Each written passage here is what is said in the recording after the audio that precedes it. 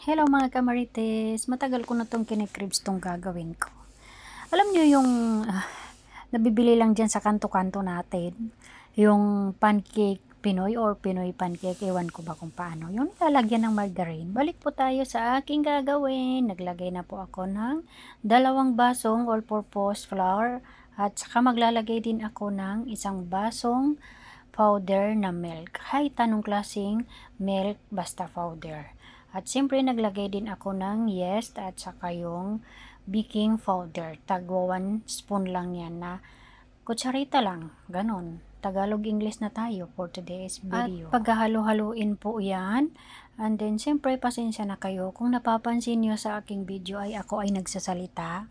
Ini-explain ko lang po yan. Kaya lang iba yung tunog ng background eh. Ang pangit. Kasing pangit ko na talaga yung background. Tunog ng aking background dyan. At siyempre naglagay ako niyan ng 1 baso, hindi, 1 ganyan na tubig sa mineral. Ewan ko kung nakailang baso ako din. Basta tansya lang po tayo mga kamarites hanggang sa ma-achieve natin yung texture ng ating gagawin. At tayo na nga, patuloy pa rin ang ating paghahalo hanggang sa makuha na natin yung kiliti niya. Ay, napunta sa kiliti. So okay na po siya at siyempre saka ko na nilagay ang oil, cooking oil, kahit anong oil siguro baka pwede, at saka 1 itlog po na medium. Then naglagay din ako ng vanilla, syrup na vanilla, and then maglalagay din ako diyan ng color kasi 'di ba may color yung pancake, Pinoy pancake, 'di ba? Yung nilalagyan ng margarine tapos lagyan siya ng puting asukal, OMG. At tamang halo na naman tayo. Kaya lang nabwisit ako sa color na nilagay ko. Parang hindi siya nagkakulay. Hindi lang parang, talagang hindi nagkakulay. Hindi ko nakuha yung tamang kulay ng Pinoy pancake. Ewan ko ba dito. Ang pangit. Tapos hindi pa siya, anong tawag doon, yung parang kumulo or lumubo yung arena. Nakalimutan kong lagyan ng kaunting asin, kaya tinaktakan ko lang dyan ng kaunting asin at saka kaunting sugar. Siyempre, ganun pa rin, tansya pa rin. Kung ikaw ay nanonood ng aking mga video, laging tansya ang nangyayari sa akin. So, nagpahid na rin ako ng butter dyan sa kawaling cute para itry kong iluto na siya. And then, siyempre, gumamit ako ng cup para naman pantay-pantay yung laki ng ating pancake. O, diba? Walang kulay. Dapat kasi may kulay yan na orange or yellow. Diba ganon? So, ayun na nga, nilakihan ko na yung pan na ginamit ko kasi ang hirap siyang baliktarin. Kasi ang liit-liit pa lang na nakuha kong pan. Ba or kawali? Basta yun na yun kung ano yun. So, yun na nga, nitry ko na naman siya ulit kung pwede na at ma-perfect ko na siya. Nakagawa ko ng 10 piraso niyan. Oo, kaya lang parang hindi ko gusto yung kulay niya. Pero itatry ko pa rin, titikman natin. Ako lang pala kasi wala kayo. At syempre yan yung bida sa lahat. Hindi man to sponsor, pero baka naman. Binili ko yan para lang sa cravings ko, makain ko yung aking inaasam-asam na pancake. Nakakamiss din talaga yung mga food natin sa Pilipinas, no? Kaya lang ang hirap mag-order kasi aywan ko ba, mas gugustuhin ko ako na lang magluto. So, ayun na nga, balik tayo dito. Tikman na natin to para mas mabilis tong video na tong matapos. Ang hirap mag-voice over. Lalo na naantok na talaga ako mga kamarites, gigil match. Sa wakas, okay naman. Natikman ko na rin sa wakas, alhamdulillah. Ang sarap niya, yummy. At syempre, gagawa pa tayo mamaya yan ng biko-biko para sa Friday kinabukasan. At naibabad ko na po yan yung rice ng pilit ba or malagkit. Naibabad ko na siya ng 10 years ago. Ang tagal. Ganito ako magbiko pag ako ay tinatamad. 1, 2, 3 ko lang yan, mabilis lang siya.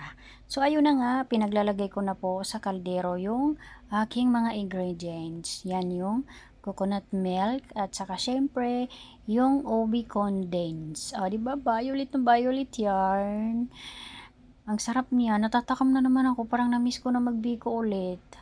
At then, siyempre, ganun pa rin yung gawain ko ay kailangan hugasan yung lata para hindi naman lugi, di ba?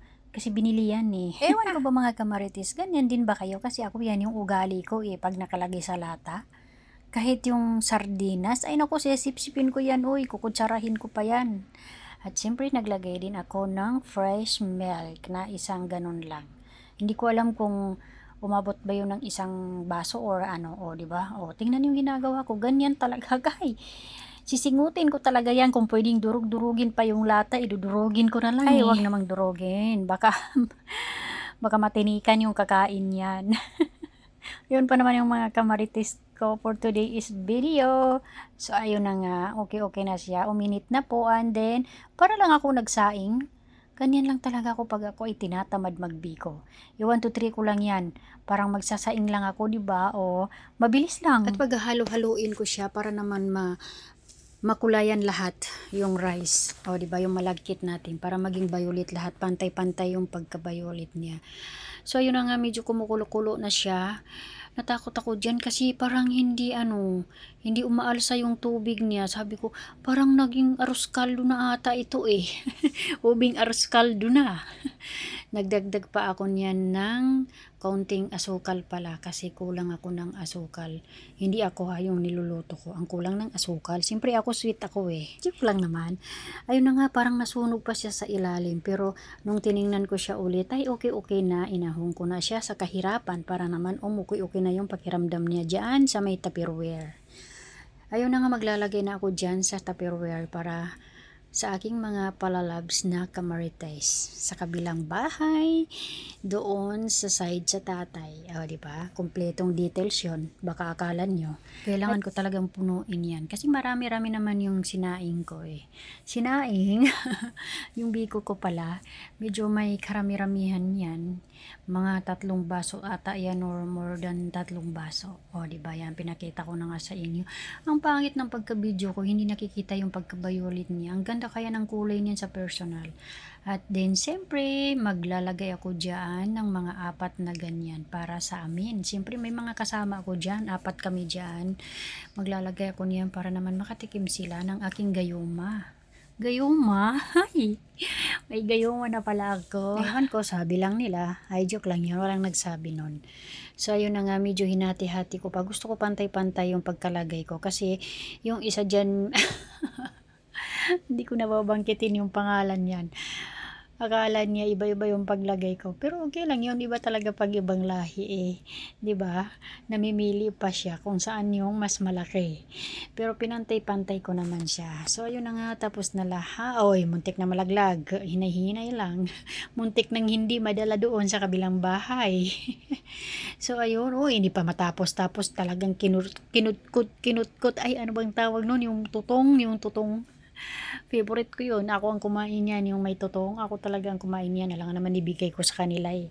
Mga ibang lahi yun, baka magalit yung isa. May kahartihan pa naman yung isa dyan na ibang lahi. So, okay lang yun. Nasarapan naman sila. Salamat naman at sila ay nasarapan, nagustuhan nila yung aking nilutong biko. Bakit daw sweet ang rice? Bahala sila sa buhay nila, wala silang alam. So, ayun, ipinakita ko pa sa inyo, kadugyot-dugyot ng pagkalagay ko. Tapos na po mga kamarites, ready na. Thank you for watching.